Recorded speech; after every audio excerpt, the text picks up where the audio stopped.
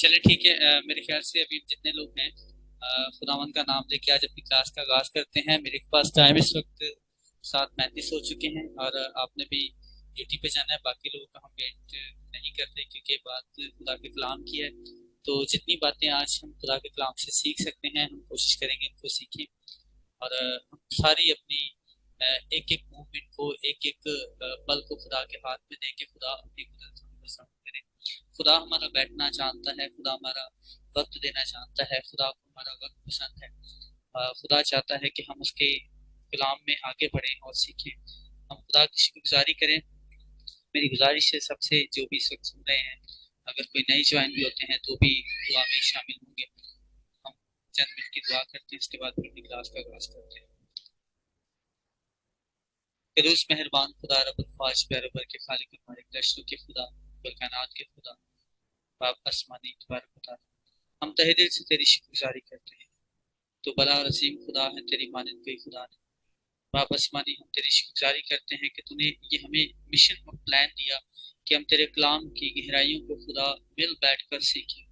और खुदा मैं तेरी तहे दिल से शुक्रगुजारी करता हूँ कि ये प्लान कोई मामूली प्लान नहीं, ये बहुत बड़ा प्लान, बड़ा जबरदस्त प्लान है कि खुदा बाप हम दोनों नजदीक से इकट्ठे बैठ के खुदा तेरे कलाम को सीखें।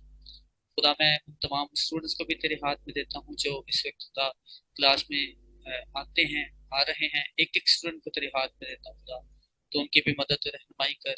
जो दौरान क्लास सबक सीख रहे हैं, तेरे कलाम को सीख रहे हैं खुदा, मैं जिंदगियों को तेरे हाथ में देता हूँ। इसी तरह खुदा ट्यूसडे की मीटिंग बाइबल क्लास को और जूम मीटिंग क्लास को और सैटरडे की क्लास को हम तेरे हाथ में देते हैं। तो अपनी कुदरत सब पे जाहिर करना, हमें छूना, ब्लेस करना, अपने कलाम से सैर सुदा करना, कलाम के गहरे भेद मुकाशफत और एजाज जाहिर करना, तो अपनी कुदरत को जाहिर करना। हम सब कुछ छू और ब्लेस कर बड़ी बरकत सब कुछ मांगते हैं खुदा, मुझे समझी के कदूस दिलाली मदद करना।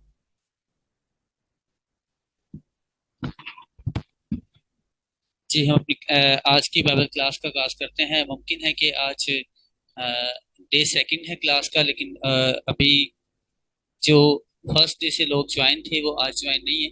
बहुत से लोग ऐसे हैं कि वो ज्वाइन होते हैं तो वो किसी न किसी वजह से अब बिना कोई बात बताए स्किप भी हो जाते हैं। उसकी क्या वजह है मुझे नहीं पता, कोई नेट इशू है या क्या प्रॉब्लम है, लेकिन ठीक है, खुदा उनकी मदद और रहनुमाई करे। और बाज़ दफ़ा दिलचस्पी का भी एक होता है कि खुदा के कलाम से कितनी वो दिलचस्पी रखते हैं, वो किस शिद्दत से खुदा के कलाम को सीखना चाहते हैं। तो बहरहाल बाज़ लोग खाली देखने आते हैं कि देखिए आया इसमें क्या चल रहा है क्या नहीं चल रहा। तो हम कोशिश करेंगे खुदा के कलाम की तरफ आगे बढ़े। तो खुदा के कलाम को जो है हम आज सीखते हैं। जी, आपके पास स्क्रीन शो हो रही होगी।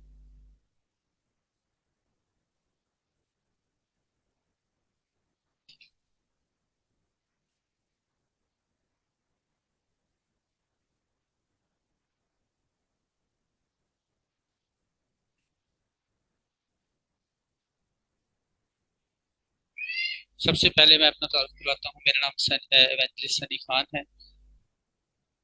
और मैं जॉर्ज थोलॉजिकल कॉलेज से जो है यूनिवर्सिटी से ग्रेजुएट हूँ। मेरे साथ मेरी मिसिस इवेंजलिस्ट नूरीन सनी खान है। हम इस वक्त दोनों इस पर काम कर रहे हैं और हम इस ग्रेस चर्च की तरफ से काम कर रहे हैं। मुमकिन है कि आज जो ट्यूसडे की क्लास है, आज हम बाइबल ओवरव्यू के बारे में जानेंगे। बाइबल के ओवरव्यू, बाइबल के यूँ कह लें कि जैसे अ, रोजाना हम बाइबल रूटीन में तो पढ़ते हैं, लेकिन एक मिनट थोड़ा, जी, रोजाना रूटीन में तो बाइबल पढ़ते हैं लेकिन बहुत सारी चीजें ऐसी हैं जो हमारी समझ से बाहर होती हैं, जो हम समझ नहीं पाते। तो वो चीजें हमने इसमें कुछ मेंशन करके तैयार करके आपके लिए रखी हैं, जो मैंने सीखा 5 साल में मजीद खातमों के साथ और रहकर सीखा है। उन चीज़ों को सब मैंने इस पर प्रेजेंट किया है। और साथ ही साथ अपने अभी भी जो सीनियर पास्टर के साथ डिस्कस करता रहता हूँ, वो इसमें तरतीब कर चुके हैं, जो इस वक्त मैं आपके साथ मटीरियल शेयर करने जा रहा हूँ। मजीद आगे जो है वो इस पर काम जारी है, तो खुदा ने चाहा तो हम इसको और बेहतर करके और ज़्यादा जो है आगे आपको क्लासेस में चीज़ें नई सिखाएंगे। पहले हम बाहर इसका जो है जायज़ा लेंगे। Welcome to all of you Bible study Grace Network Church. Grace Network Church की जानिब से है। सब्जेक्ट है हमारा हॉली बाइबल। अच्छा, मैं आपको बताता चला जाऊँ, ये इंग्लिश और उर्दू दोनों ट्रांसलेट में है, लेकिन एक एक पेज के बाद जो है सेकंड पेज आएगा। स्क्रीन पर आप देख रहे हैं। इसके लिए आप ये करें कि अपने पास एक फौरन नोटबुक लें और नोटबुक लेके आप इसको एक पेज पे उर्दू और एक पेज पे इंग्लिश लिखते जाएं। जिस तरह आपके पास स्क्रीन शो होती है फर्स्ट पेज, आप उसको नोट करें। आपके पास लास्ट 10 मिनट होंगे डिस्कस करने के लिए। मैं चंद एक पेज का जो है आपको स्टार्ट में जो है वो मुताला करवा देता हूँ, उसके बाद फिर हम डिस्कस करेंगे। फिर आपके भी मैं व्यूज लेना चाहूँगा कि आप इसके बारे में क्या अपना प्लान रखते हैं, क्या आपने सीखा है और क्या आप आगे के बारे में सोचते हैं कि आपको क्या मजीद चीज़ें रिक्वायर्ड होनी चाहिए। तो फर्स्ट आप अपने नोटबुक पर लिखें हॉली book, which we also call Holy Bible or Holy Gospels. The Holy Book is such a collection of different books, which is divided into two major parts. Number one, Old Testament. Number two, New Testament.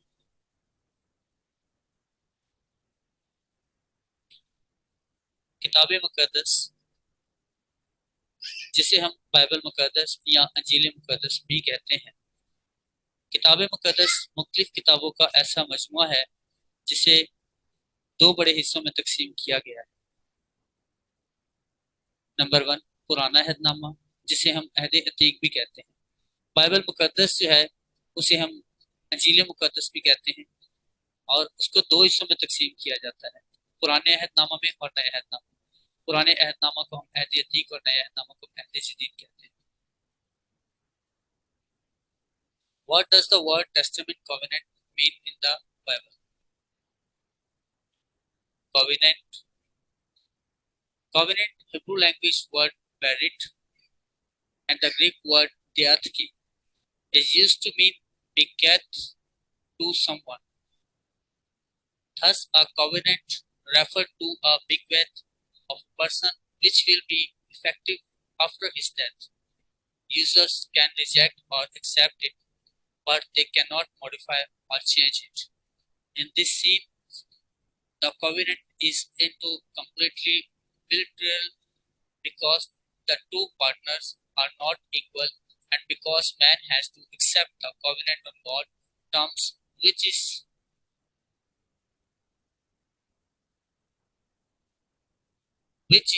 immutable. The word also means agreement.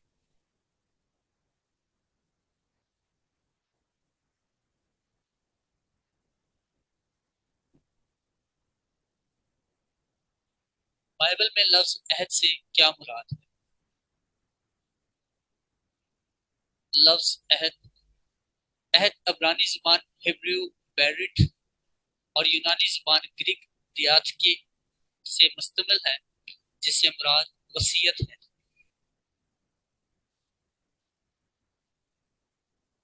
इस तरह अहदनामा से मुराद किसी शख्स की वसीयत है जो उसकी मौत के बाद मौसर होगी। इससे इस्तेफादा करने वाले इसे रद्द या कबूल तो कर सकते हैं, लेकिन वो इसमें तरमीम या तब्दीली नहीं कर सकते। इस लिहाज से ये अहद पैमान पूरे तौर पर दो तरफा नहीं, क्योंकि इसमें दोनों रफीक बराबर नहीं, और क्योंकि इंसान को उस अहद पैमान को खुदा की शराइत पर कबूल करना है जो नाकाबिल तब्दील है। लफ्ज अहदनामा का मतलब माहदा या राजीनामा भी है।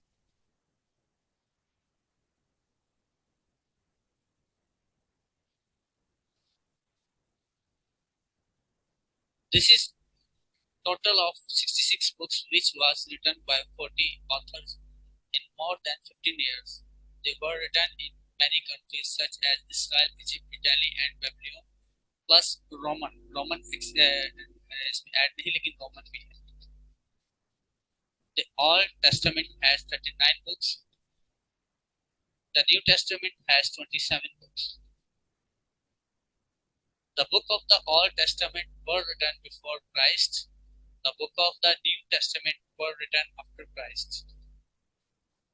For pre-Christian states,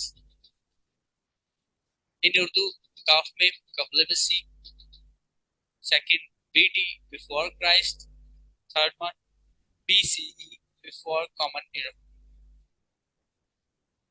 For post-Christian dates, in Urdu like Hamza, ईस्वी second AD Anno Domini, which mean in the year of Lord. CE Common Era. Third one, ये कुल मिला के 66 कुतुब हैं जो 1500 साल से ज्यादा अरसे में 40 मुसन्निफीन के जरिए लिखी गई। इन्हें कई ममालिक में लिखा गया जैसे कि इसराइल, मिस्र, इतालिया, बाबल और रोमन। पुराना अहदनामा की कुल 39 कुतुब हैं। नए अहदनामा की कुल 27 कुतुब। पुराने अहदनामा की कुतुब ज़माना मसीह से कबल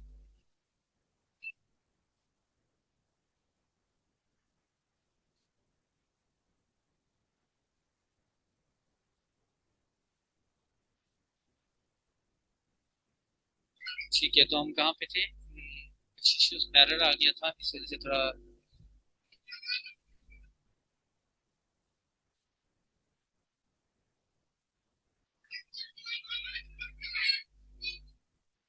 पुराने अहदनामा की कुतुब ज़माना मसीह से कबल लिखी गई हैं।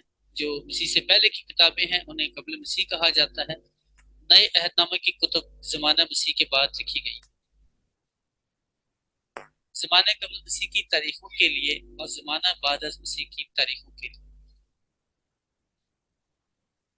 ज़माना कबल मसीह की तारीखों के लिए जो है वो काफ मिम का लफ्ज़ इस्तेमाल होता है। हम अक्सर देखते हैं काफ मिम लफ्ज़ जो है वो बाज़ हिस्ट्रियों में जब लिखा आता है किसी तारीख के साथ, तो इसका मतलब ये कि वो मसीह की पैदाइश से पहले के वाक़यात हैं, यानी जीसस क्राइस्ट की पैदाइश से पहले। और पूरी वर्ल्ड में जो है ये जो ग्रेगरी कैलेंडर है इसी को इस्तेमाल किया जाता है। ये ग्रेगरी कैलेंडर जो है इससे जाहिर होता है कि ये मसीह के बाद है और मसीह से पहले का जो है वो काफ में काउंट होता है, जिसे हम दूसरी लैंग्वेज में बिफोर क्राइस्ट यानी बीडी भी लिखते हैं इंग्लिश में। उर्दू में हम काफ में कबल मसीह लिखते हैं। फिर इंग्लिश में जो है वो बिफोर कॉमन इरा जो है कबल मसीह को बिफोर कॉमन इरा कहते हैं, BCE। ये इसके मुखाफफ हैं BD और BCE। जो ऑफिस लैंग्वेज होती है उसमें हम BCE लिखते हैं। आम जो बिब्लिकल लैंग्वेज होती है इंग्लिश में उसे हम BD लिखते हैं, और वैसे उर्दू में हम काफ मीम लिखते हैं। इसी तरह जो ज़माना बाद मसीह की तारीखों के लिए हम ईसवी यानी हमजा लिखते हैं, आफ्टर बर्थ ऑफ क्राइस्ट, मसीह की पैदाइश के बाद जो तारीखें हैं ग्रेगरी कैलेंडर में जो मेंशन करते हैं। इसी तरह एनो डोमिनी जिसे हम शॉर्ट जो है AD कहते हैं, which mean in the air of Lord, यानी इसका मतलब यह है कि ये मसीह के बाद के साथ। दूसरी लैंग्वेज में से कॉमन इरा CE भी कहते हैं। ऑफिस वर्किंग में BCE या CE इस्तेमाल करते हैं।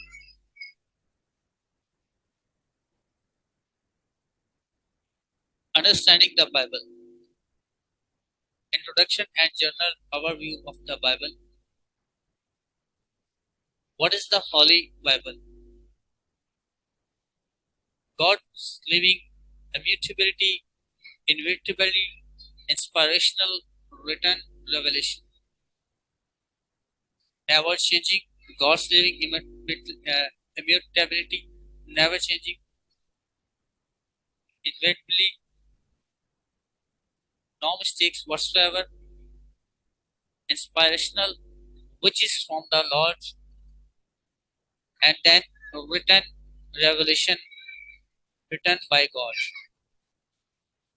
Inevitably means since King David, Uriah's wife, like punishment, Ammon and Tamar, like then punishment. The Bible was not written under the guidance of the Holy Spirit but under stimulation, which means 100% margin of error. Guidance of the Holy Spirit means 100% margin of error. But then under stimulation 0% margin of error. If under stimulation 0% margin of error.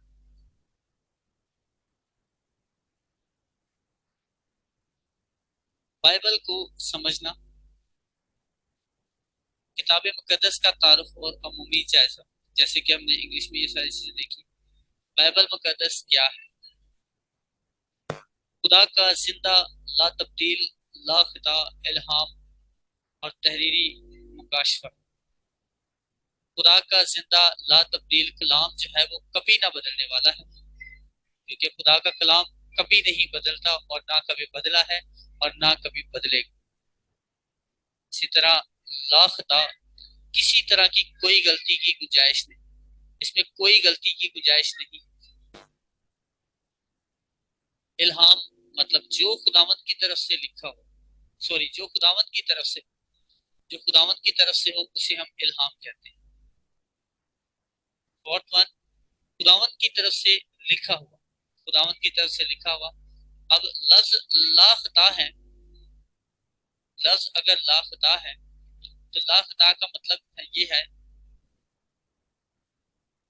लाखता का मतलब ये है कि अगर ये लाखता है तो इसमें खता जिन लोगों ने की है वो क्यों इसमें दर्ज।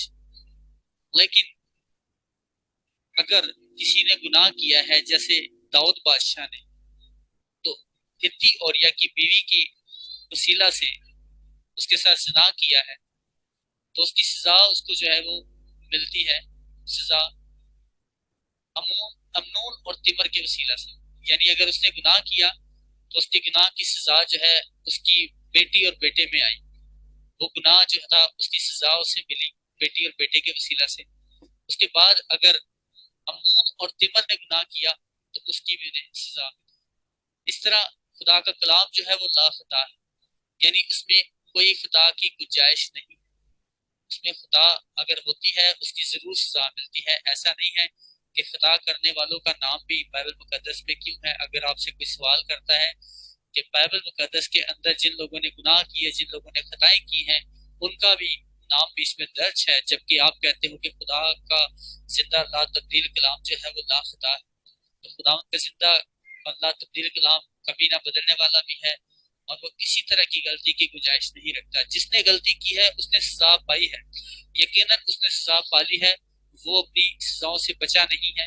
अगर दाऊद ने गुनाह किया, हित्ती औरिया की बीवी को रखा अपने पास, उसके साथ जिना किया, हित्ती औरिया को मरवा डाला, तो उसका अजर हम देखते कि अमनून और तिमर जो है उन पर सजा आई। और अमनून और तिमर ने गुनाह किया तो आगे उनके हम खानदान और उसके सब बच्चों को तबाह और बर्बाद और मरता हुआ देख रहे हैं। यानी खुदा का कलाम जो है वो लाखता है और उसमें जो है सजा कायम है। अगर कोई गुनाह करता है, जो जान गुनाह करती है सो सजा पाती है। इसलिए खुदा का कलाम जो है वो लापता है, उसमें खुदा की कोई गुंजाइश नहीं।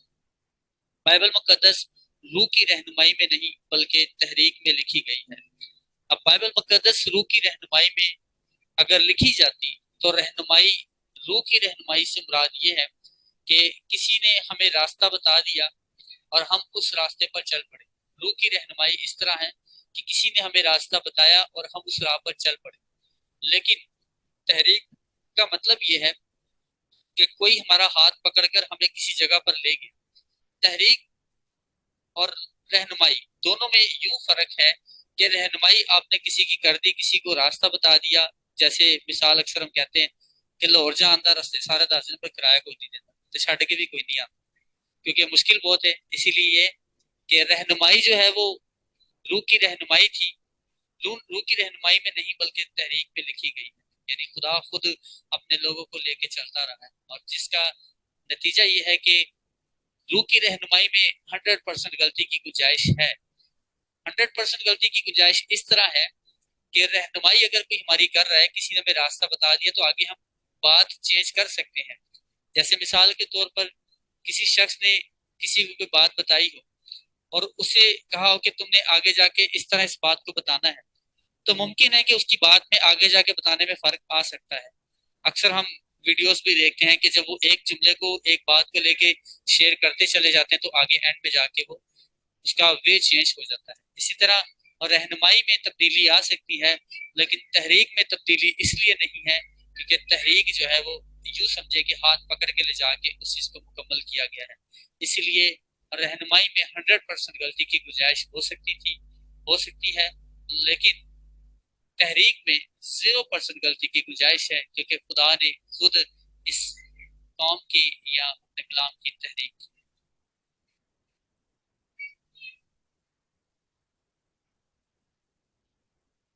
The Holy Bible are written in the Old and New Testament or of original Aramaic, Greek and Hebrew languages.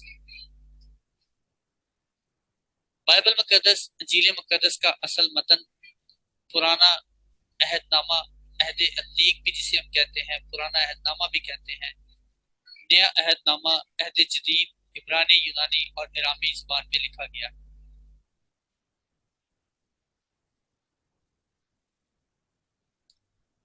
Old Testament